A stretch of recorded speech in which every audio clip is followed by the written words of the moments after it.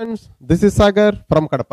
ఈరోజు మనం కరెంట్ అఫైర్స్లో భాగంగా సంతోష సూచి 2018 నుంచి మనం జిల్లాల స్థానాలను నేర్చుకోబోతున్నాం. అసలు ఈ యొక్క సంతోష సూచి అంటే ఏమిటి అంటే, రాబోయే 10 ఏళ్లలో రాష్ట్రాన్ని సంతోష ఆంధ్రప్రదేశ్గా తీర్చిదిద్దాలని లక్ష్యంగా పెట్టుకున్న ప్రభుత్వం గత 2 సంవత్సరాలుగా సంతోష సర్వే అనేది నిర్వహిస్తుంది. ఒకసారి గమనించండి, అనగా 2 సంవత్సరాలు అనగా 2017 నుండి 2018 అంటే 2 సార్లే నిర్వహించింది ప్రజెంట్. అంతకు ముందు ఏం లేదు. అయితే ఈ యొక్క ప్రపంచ సంతోష సూచితో పోల్చినప్పుడు మన ఆంధ్రప్రదేశ్ వచ్చేసి 2017లో 74వ స్థానంలో ఉంటే 2018లో గమనించండి 44వ స్థానంలో ఉంది. అంటే ఎక్కువ స్థానాలను ఎక్కువగా మెరుగుపరుచుకునేది. అయితే ఇక్కడ ఈ యొక్క పాఠం నుంచి మనం ఏం నేర్చుకోబోతున్నామంటే, సంతోష సూచీలో 13 జిల్లాలు ఆంధ్రప్రదేశ్ స్థానాలు ఎలా ఉన్నాయో నేర్చుకోబోతున్నాం. ఇంకా ఇక్కడ బెట్టు రావడానికి అవకాశం ఉన్న ప్రాంతం వచ్చేసి మీరు గమనించండి, 1, 2, 3 స్థానాలు అడగచ్చు, చివరి 3 స్థానాలు అడగవచ్చు, లేకపోతే ఎన్నో స్థానమైనా అడగవచ్చు. అయితే ఈ యొక్క స్థానాలను అన్నింటినీ కూడా మనం ఒక చిన్న కథ ద్వారా గుర్తుపెట్టుకోవడానికి ఇక్కడ క్లాస్ చెప్పబోతున్నాను. గమనించండి, మామూలుగా ఈ యొక్క సంతోష సూచి అనేది కొన్ని ప్రామాణిక అంశాలను తీసుకొని తయారు చేస్తారు. ఆ యొక్క ప్రామాణిక అంశాలు చూస్తే తలసరి స్థూల జాతీయోత్పత్తి ఒక అంశం, దాతృత్వం అంటే ఇచ్చే గుణం, ప్రజలకు ఇచ్చే గుణం 2వ అంశము, 3వది పి అనగా ప్రభుత్వ వ్యాపార రంగాల్లో అవినీతిపై ప్రజల దృష్టికోణం ఏ విధంగా ఉంది. నెక్స్ట్ కే అనగా కాల వ్యవధి, ఏ కాల వ్యవధి, ఆరోగ్యకర జీవనం గడిపే కాల వ్యవధి. ఎస్ అనగా సామాజిక మద్దతు, నెక్స్ట్ సామాజిక మద్దతు. ఇంకొక ఎస్ అనగా స్వతంత్రత, ఏ స్వతంత్రత, జీవనాభిరుచికి తగినట్లు ఉండగలిగే స్వతంత్రత. ఈ యొక్క గమనించండి 1, 2, 3, 4, 5, 6 ఈ యొక్క 6 అంశాలను తీసుకొని ప్రామాణికంగా తీసుకొని ఈ యొక్క సూచి తయారు చేయడం జరుగుతుంది. అయితే ఈ యొక్క ప్రామాణిక అంశాలను ఎలా గుర్తుపెట్టుకోవాలంటే, మామూలుగా ఈ సూచి ఏ సూచి, సంతోష సూచి. సంతోషంగా ఉన్నప్పుడు మన డిపి, అది వాట్సాప్ డిపి కావచ్చు, ఫేస్బుక్ డిపి కావచ్చు, మనము సంతోషంగా ఉన్నప్పుడు గమనించాలి, ఇక్కడ జాతీయ స్థాయిలో అందరూ కూడా సంతోషంగా ఉన్నప్పుడు వాళ్ళ డిపి అనగా గమనించాలి, డిపి అనగా మీరు గమనించాలి, అది వాట్సాప్ డిపి కావచ్చు, ఫేస్బుక్ డిపి కావచ్చు, ఏదైనా కావచ్చు, ఆ డిపికి కిస్ పెట్టుకుంటారంట వాళ్ళు. అంటే అలా గుర్తుపెట్టుకోవచ్చు. ఈ యొక్క సంతోషంగా ఉన్నప్పుడు ఎందుకు అటాచ్ చేశాను దీనికి అంటే, సంతోషంగా ఉన్నప్పుడు అని గుర్తు రాగానే సంతోషంగా ఉన్నప్పుడు ఎవరేం చేస్తారు, సంతోషంగా ఉన్నప్పుడు జాతీయ స్థాయిలో ఉన్న అందరూ తన డిపికి ముద్దు పెట్టుకుంటారు అనగా కిస్ పెట్టుకుంటారు. అలా గుర్తుపెట్టుకుంటే ఆటోమేటిక్గా ఇక్కడ జాతీయ అనగా స్థూల జాతీయోత్పత్తి. నెక్స్ట్ వచ్చేసి డి అనగా దాతృత్వం. ఆటోమేటిక్గా మీరు గమనించవలసిన విషయం, వీటిని 1, 2, 3 సార్లు చదవండి. ఫస్ట్ చదివిన తర్వాత ఆటోమేటిక్గా సంతోషంగా ఉంటే డిపికి కిస్ పెట్టుకుంటారని గుర్తుపెట్టుకుంటే డి అనగా దాతృత్వం ఆటోమేటిక్ గుర్తొస్తుంది. పి అనగా ప్రభుత్వ వ్యాపార రంగాల్లో అవినీతిపై ప్రజల దృష్టికోణం గుర్తొస్తుంది.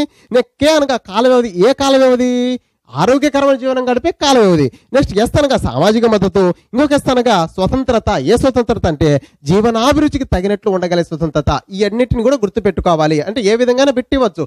సంతోష సూచి తయారు చేయడానికి ప్రామాణిక అంశాలు ఏవి అని కూడా అడగచ్చు.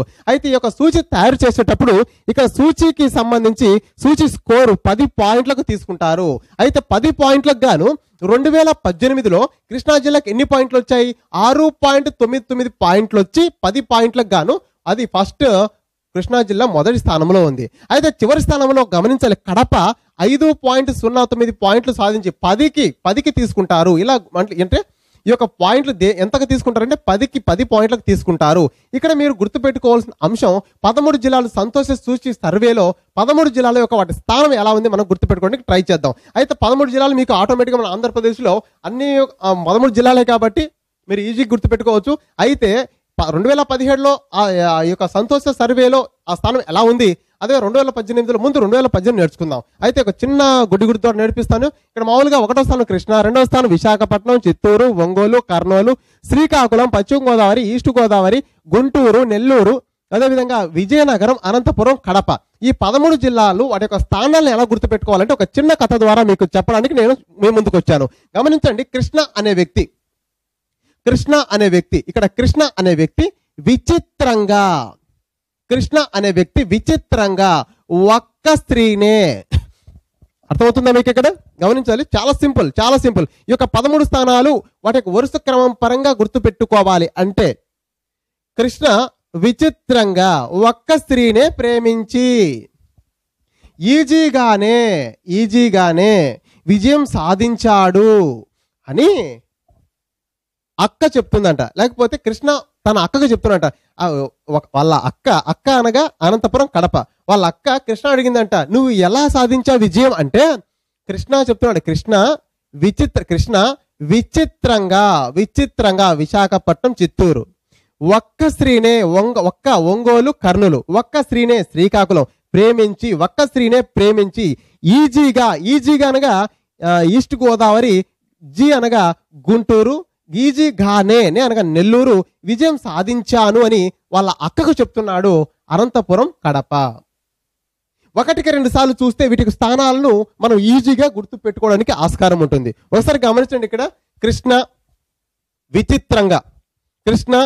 విచిత్రంగా ఒక్క స్త్రీనే ప్రేమించి ఈజీగానే విజయం సాధించాను అని వాళ్ళ అక్కకు చెప్తున్నాడు. ఈ ఒకటికి రెండు సార్లు చదివితే ఈ యొక్క స్థానాలను ఎప్పటికి కూడా మర్చిపోవడానికి ఆస్కారం ఉండదు. కృష్ణ మొదటి స్థానం, ఒకప్పుడు కృష్ణ మూడవ స్థానంలో అనేది ఇప్పుడు మొదటి స్థానానికి వచ్చిందండి. ఇప్పుడు ఒకప్పుడు అంటే 2017. ఇక్కడ ఏం చెప్పాము, ఇక్కడ గత 2 సంవత్సరాలుగా మాత్రమే చేస్తుంది ప్రభుత్వం, 2 సంవత్సరాలుగా చేస్తుంది. అంటే ఎప్పుడు చేసింది? 2017లో చేసింది, ఇప్పుడు 2018లో చేసింది. అయితే గమనించండి, అప్పుడు 2017లో మొదటి స్థానంలో ఏమున్నదంటే శ్రీకాకుళం మొదటి స్థానంలో ఉంటే ఇప్పుడు 6వ స్థానానికి వచ్చింది. 2వ స్థానంలో పశ్చిమ గోదావరి అనేది ఇప్పుడు 7వ స్థానంలోకి వచ్చింది. 3వ స్థానంలో ఉన్న కృష్ణ 2018కి వచ్చేసరికి 2001కి వచ్చింది. ఇది కూడా గుర్తు పెట్టుకోవాలన్నా సారైనప్పుడు ఏదైనా ఒక మ్యాటర్ రాసేటప్పుడు విశ్లేషణాత్మకంగా కొద్దిగా లోతుగా అడిగినప్పుడు గత సంవత్సరంతో పోలిస్తే కృష్ణ ప్రస్తుతం సంతోషకరమైన ఆనందకరమైన సూచీలో ఎన్నో స్థానంలో ఉంది అట్లా అడగచ్చు. అంటే మనము 1, 2, 3 స్థానాలు ఇక్కడ నేను రాయడం జరిగింది. అదేవిధంగా చివరి స్థానాలు కూడా 11, 12, 13 స్థానాలు కూడా రాయడం జరిగింది. అంటే మీరు వీటితో పాటు వీటిని కూడా నేర్చుకోవాల్సిన ఆవశ్యకత ఎంతైనా ఉంది. మీరు గమనించవలసిన విషయం, వీటిలో బిట్టు పడే అంశం 1వ స్థానంలో అడగచ్చు, లేకపోతే జిల్లా ఏ స్థానంలో ఉంది అడగచ్చు, ఇంకా అయితే మొదటి 3 స్థానాలు అడగచ్చు, చివరి 3 స్థానాలు అడగచ్చు. మొత్తానికి మనం అన్ని స్థానాలు గుర్తు పెట్టుకుంటే మళ్ళీ ఒకసారి చూస్తే గమనించిన ఇక్కడ కృష్ణ విచిత్రంగా ఒక్క స్త్రీనే ప్రేమించి ఈజీగానే విజయం సాధించాను అని తన అక్కకు చెప్పడం జరిగింది. ఈ విధంగా మనం జిల్లాలు గుర్తుపెట్టుకోవచ్చు. ప్రామాణిక అంశాలు కూడా చెప్పాయి. ఇది కూడా చాలా చాలా ఈజీ. ఒక్కసారి గుర్తుపెట్టుకుంటే 1, 2 సార్లు చదవాలి. ఫస్ట్ ఈ జిల్లాలు చదవకపోయినా అవసరం, ఎందుకంటే ఆటోమేటిక్గా మన జిల్లాలు మనకు తెలుసు. అయితే ఈ యొక్క ప్రామాణిక అంశాలు ఎలా గుర్తుపెట్టుకోవాలి? ఫస్ట్ 1, 2 సార్లు చదవండి, ముందు స్క్రీన్ షాట్ తీసుకోండి. చదివిన తర్వాత కోడ్ అనేది సంతోషంగా ఉన్న వాళ్ళు అంటే జాతీయ స్థాయిలో తీసుకుంటే తన సంతోషంగా ఉన్న వాళ్ళు డిపికి కిస్సు పెట్టుకుంటారని గుర్తుపెట్టుకుంటే, డి అనగా దాతృత్వం, పి అనగా ప్రభుత్వ వ్యాపార రంగంలో అవినీతి ప్రజల దృష్టికోణం, కే అనగా కాలవేది, ఏ కాలవేది గుర్తుంటుంది, ఎస్ అనగా నెక్స్ట్ సామాజిక మద్దతు, ఇంకొక ఎస్ అనగా గమనించాలి స్వతంత్రత, తన జీవనాభివృద్ధి రుచికి తగినట్లు ఉండగలిగే స్వతంత్రత. ఎన్ని పాయింట్లకు తీసుకుంటారు? 10 పాయింట్లకు తీసుకుంటారు. మొత్తం 2018లో ఎన్ని స్థానాలు ఉన్నాయి, 2017లో కూడా స్థానాలు గుర్తుపెట్టుకుంటే ఈ యొక్క పాఠం నుంచి ఏ బిట్ వచ్చినా మనం మిస్ కాకుండా ఉంటామని తెలియజేసుకుంటూ నమస్కారం.